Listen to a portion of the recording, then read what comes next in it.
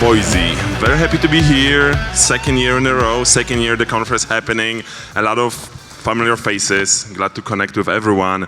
And yeah, what we came to do is we came to show some cool toys. Some people call it VLX, some people call it R2D2. You can choose whichever you want. But yeah, what it does is you keep it on yourself. You walk around like we did in this video that actually was made last year. So we're recycling. It's very environmentally friendly, so we keep doing it, less processing power. But yeah, Leslie can put it on, scan the whole building, the whole site, and then you get pretty decent looking point clouds. So some of you probably recognize this alley that's on the screen. Some of you probably didn't have your coffee yet, so recommending getting one, because it's gonna be a long day. And what we want to do here, what we want to send the message is we are very excited to see how the industry is growing, how the industry is changing, and where the industry is heading. Let's see. Can we see some show of hands? How many VLX users we have in the house today? Oh wow, okay, definitely more than last year. That makes me very happy. Let's see some hands. How many NavVis original M3 users are in the building? Yeah, there's the reason why he's on stage. But yeah, so I'm very happy you guys didn't see me trying to scan with our first generation scanner because I looked pretty ridiculous. But we are very happy to show that technology has come a long way. And it's looking much better than used to look before.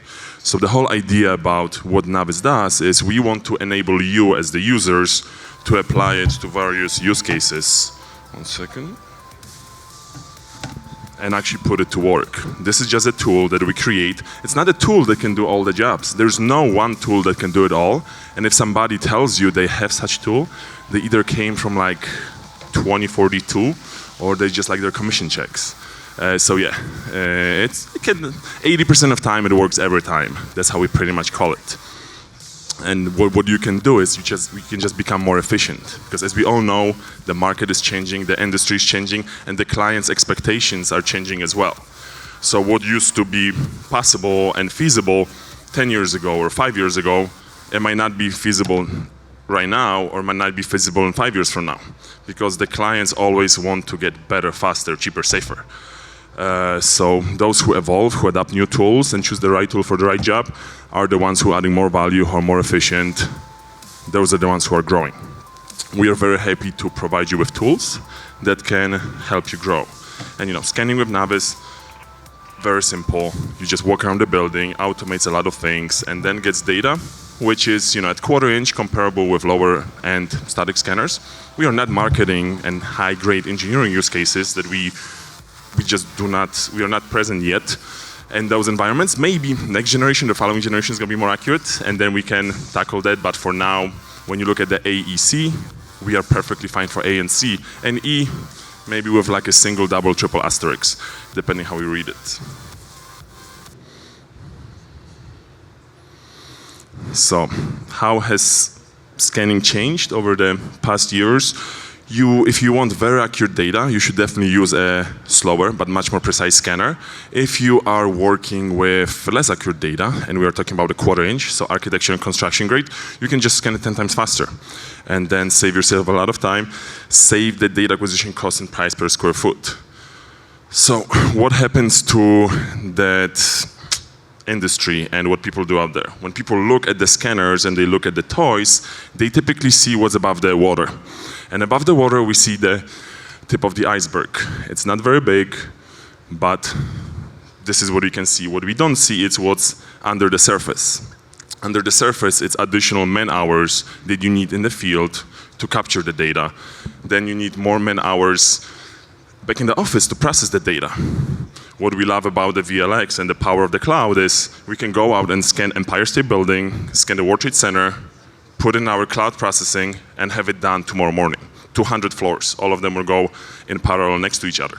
So we automate some of the most time-consuming tasks so people can get their life back. And as icebergs have tendency to sink ships, they can also sink businesses. And this is something that when people don't realize how much overhead and how much other stuff can be associated with the project, they find themselves deep in a hole where the profits they hope for might be taken away by the time they spend trying to get there.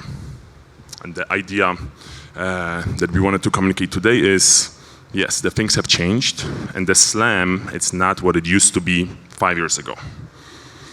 When I started with NavVis in 2017, we had this massive contraption that came in let's be honest, a coffin on wheels that you couldn't fly with.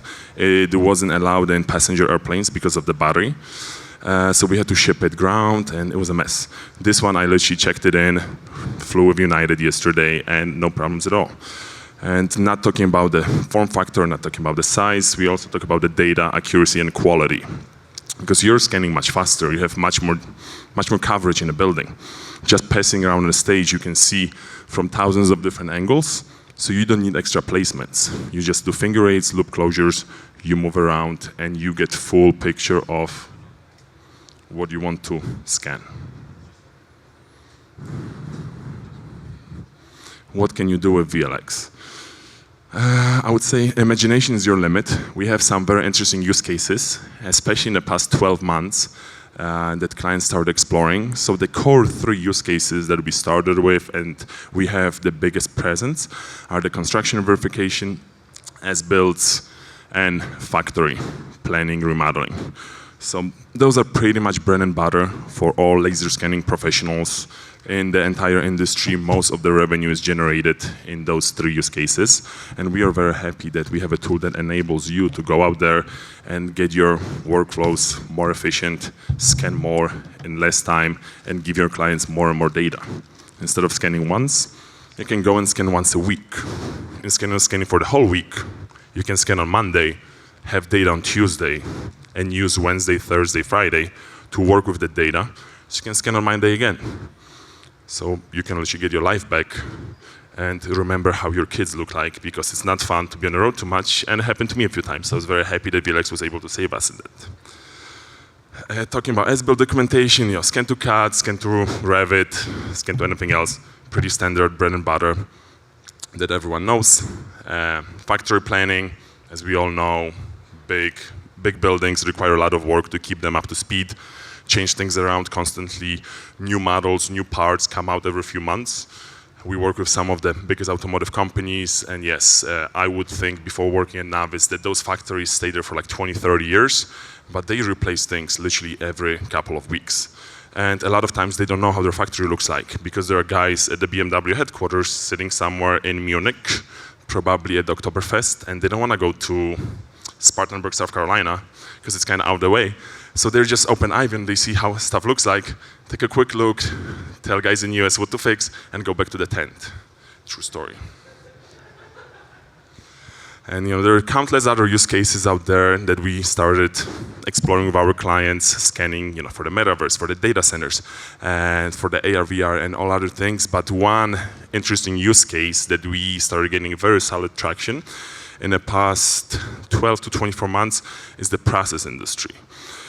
And before, our limiting factor was the size of our scanners and how they couldn't really go on unfinished floors and outdoors.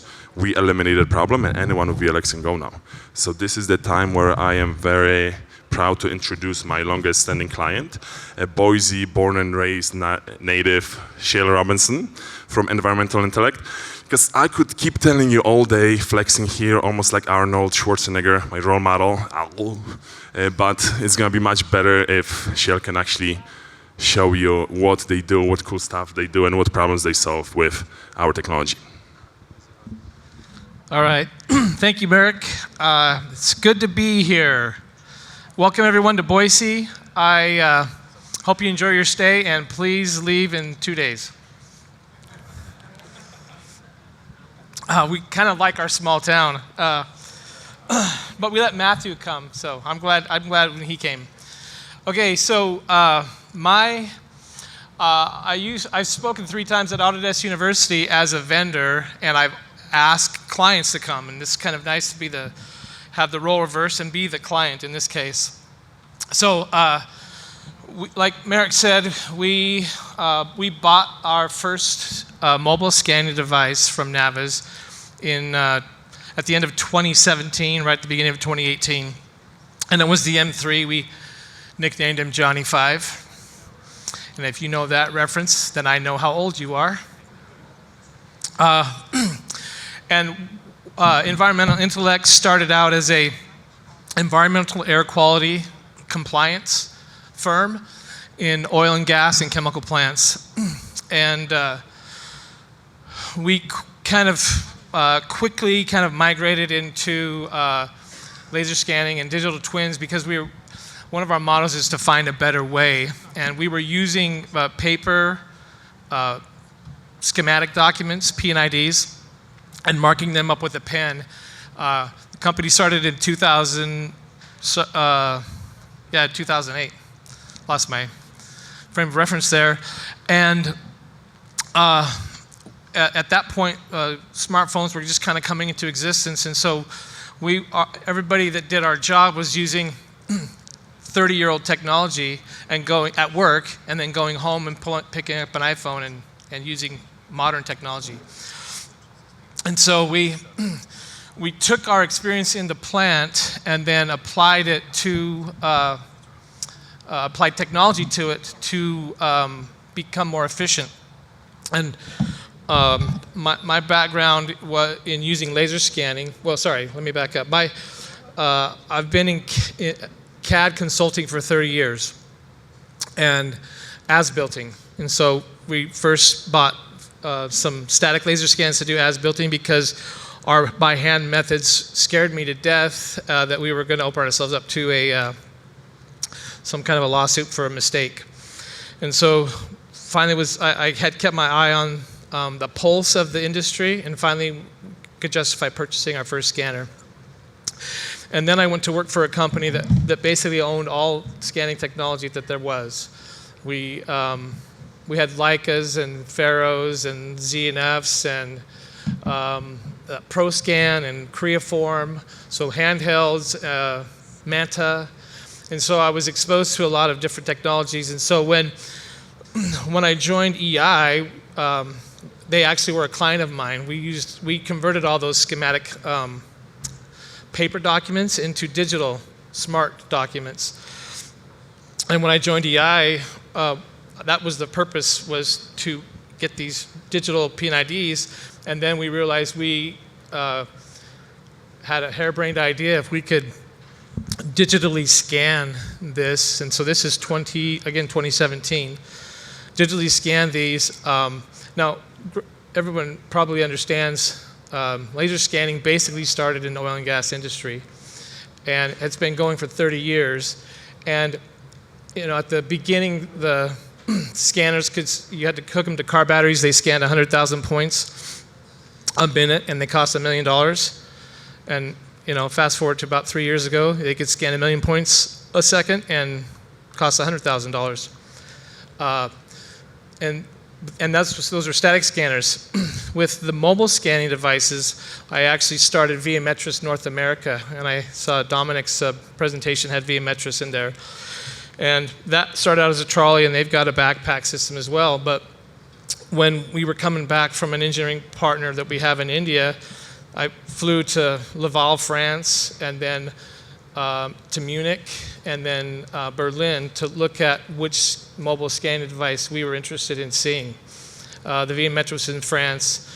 Munich was the NavVis M3 at the time, and then the ProScan was another mobile scan back in the day. We ended up choosing the Viametris. The development team there and everything that was involved there was really cool. And you could tell they were really pushing the limits of things. And so one of the big takeaways I want to share with everybody is we're not a scan bigot. Like, we don't care what device we use as long as it does the job that we need it to do. And in our case, so here's a few of the devices we've used, and in this scenarios we've used them. In our case, what we needed to do was we needed to do this quickly because the environmental groups that we initially started working for their budgets aren't as big as turnarounds or capital projects in a plant. And so we had to be able to do this quickly. And so we started to implement this the mobile devices, because mobile scanners are at least 10 times faster than static scanners. And we did that on a time trial. So in this case, there's some circles of static scans on the left and some furnaces, and we did that scan in a day. And then the next day, we scanned the entire bank of furnaces, and those are probably 100 feet tall furnaces, big, massive site. And so we knew we were on our way. And then with the NavVis devices, kind of an unintended benefit was the number of panoramic images that we got, because part of our vision was to make this data available for everybody in the plant, not just the CAD or engineering departments who had the machines and the tech background to be able to use the data. We wanted to give it to everybody in the plant, which was basically, we call it Google Maps for the plant. And so fast forward a little while ago, we started our own case study, because again, I said we're not bigots about what the technology we use. So we used 4 devices, 3 static scanners, and the NavVis VLX. And we scanned the same site with all the devices, and then kind of, here's some images. I'm going to actually walk around because that helps. I'm a nervous walker. So with the I didn't put these in any particular order, but I was most interested in the VLX data. We say 6 scans a minute. What I mean by that is the number of images we got divided by the amount of time it took us to collect, we did 3 data sets in this and 297 images. All the other static scanners we used, we're basically right around 51 setups. They all should have been 51, but one of the guys scanning missed 2 of the spray painted marks on the ground, so we only got 49. The Faro scans were 6 minutes each. We're most familiar with that, even though a lot of guys on our team have worked with the 5016s. Those were set to 4-minute scans, and then the RTC 360 were 2-minute scans. And I wanted to compare kind of, because I'm going to answer definitively on this stage the best scanner in the world. No, I'm not. It's like it was said earlier, every device has its strengths and weaknesses. There's always a trade-off for speed and quality, both image and scan data quality. And so I open all these up in recap to try and make it the same output device. So I didn't really play with any of the settings, kind of took everything as the defaults, and so that's the way the imagery came and the point cloud data. And then here's a table that kind of defines, again, speed isn't the only factor in determining what tool to use.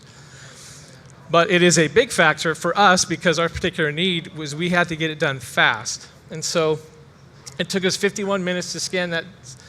And then I switched to hours because the other ones took hours. The RTC was just over 2 hours. You can read the tables. And then we also wanted to know how big the data was, because one of the advantages of the mobile data is you're scanning continuously as you walk. And the other advantage is you're walking right next to the item that you're trying to scan. So we're trying to identify little assets. Sometimes they're 3/4 inch blow-offs on a bottom of a pipe. So to be able to do that in a static environment would take, like if you scanned an entire plant, and these are massive, probably 5 to 30 million square feet, you couldn't do it for what our needs are. And so, but what we do use both of these technologies, or I'm going to check my time here, because we can capture it quickly and identify the areas that we need to go back with static scans. So some of the things that mobile devices work really well with lots of geometry, so lots of pipes and faces and planes, which describes a chemical plant in a refinery. They're not good in like tank farms, where you've got this big, massive, round tank, and there's not a lot of geometry to define it. So we have to use other technologies. The other thing is with the sensors on the VLXs in particular, and actually all the mobile devices pretty much use the Velodyne sensors.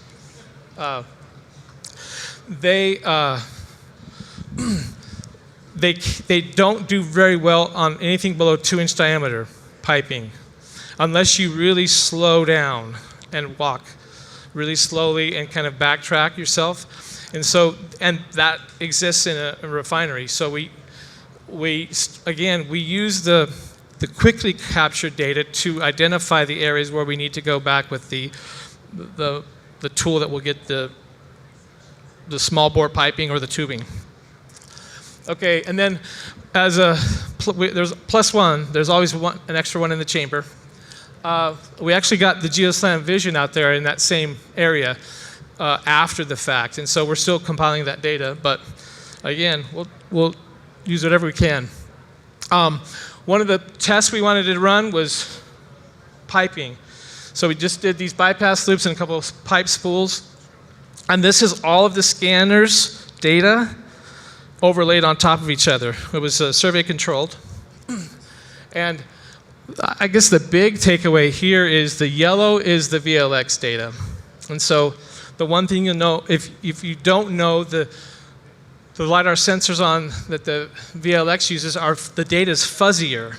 The interesting thing was it still defined the diameter of a pipe. So we found pipe center lines, and I think there was probably 13 different data points that we picked those center lines, and all of the devices found the same exact center line. With the VLX, there were 2 situations. One was 1 millimeter off, and the other was a 2 millimeter difference. But other than that, we were able to still extract center lines with VLX data, which we had captured in minutes versus hours. Oh yeah, here's some more examples of just that data. This is a preview of a white paper we're going to do. And lastly, this is my business partner. This is Eric from EI, here to give you a And second demo. it's supposed to have volume on that. Is there Think of it as Google Maps for the plant. EI Everywhere is a secure basically, that runs in your this is browser. our app No that software we installed. For this demo, I'll be starting with the CAD that we tab provided. at the We top. linked the Here I can view, P&IDs search, and collaborate with to others the with assets in the P&IDs field and other with their. drawings. If I select T9, the right panel expands, showing information about the equipment. I can quickly navigate to this tower in the plant by selecting the Locate 3D button. This takes me to the 3D tab and zooms me right to T9. Think of this as Google Street View for the plant. I can look around or do a virtual walkthrough. I can even search for any piece of equipment and zoom right to it. Let's look at pump 23. Here's an example work letter. You can attach documents or plan out subtasks, such as this tie point.